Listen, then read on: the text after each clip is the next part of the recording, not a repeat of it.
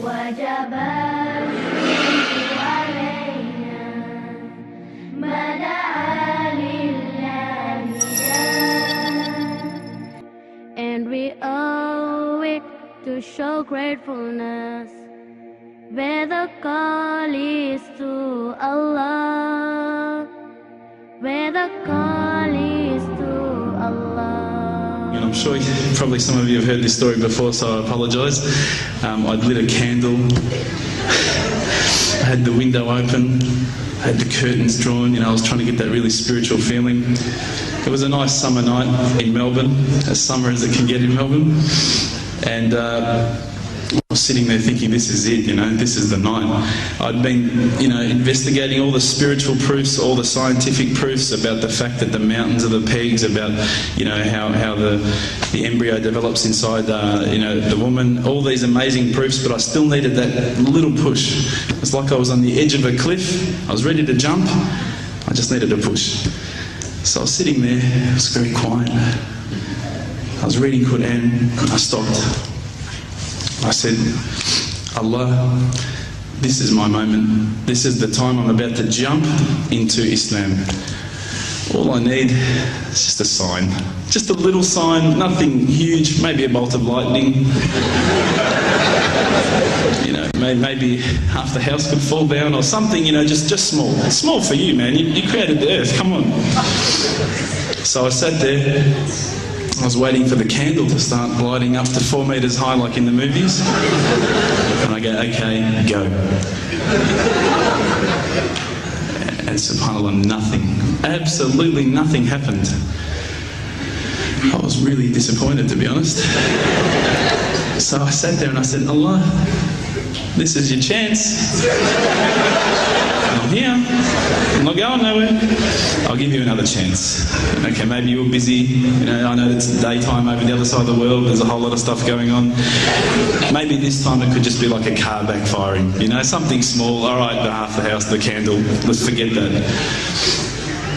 A bird could fart outside. I don't care. Just anything. So I said, okay, go. And subhanAllah, absolutely nothing happened. And I mean, I couldn't have even said, oh, that was it. That creep just then in the wall, that was it. Absolutely nothing happened. I was really disappointed. I was gutted. I was sitting there thinking, this is it, this was my last chance, Islam, and I haven't found it. I pulled back the Quran, I turned back to where I was reading. SubhanAllah, the very next verse on the next page, for those of you who ask for signs, have we not shown you enough already? Look around you, look at the stars, look at the sun, look at water. These are the signs for the people of knowledge. SubhanAllah.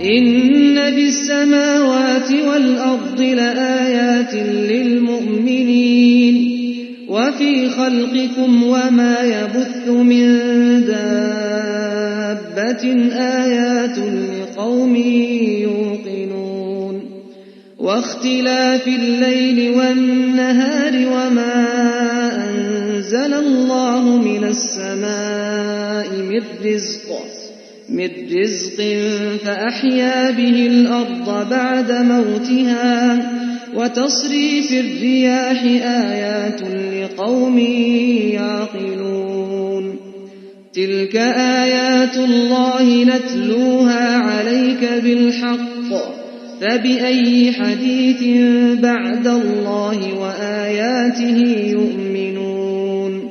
Oh, the white moon rose over us from the I threw the doona over my head and I pretended I was asleep. I was that scared because I couldn't believe how arrogant I'd been to want my own specific sign when all the signs had been there for me all along.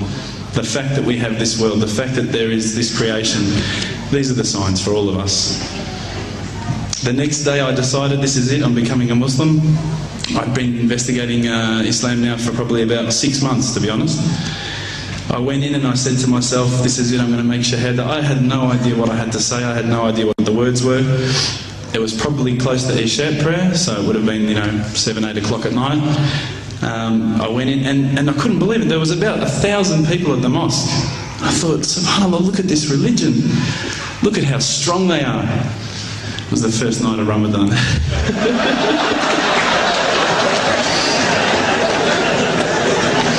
Ramadan Muslims.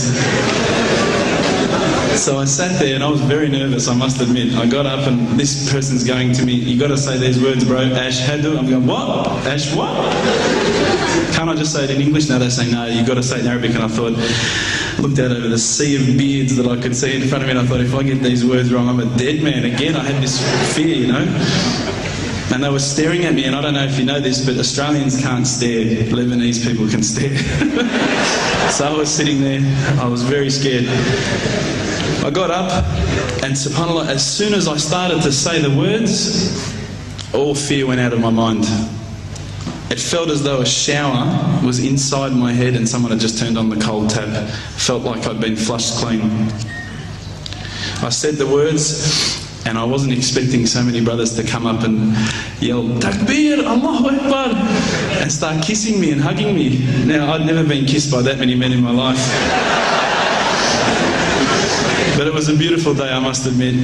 And that day was the day that I had more brothers than I could ever imagine, more sisters as well.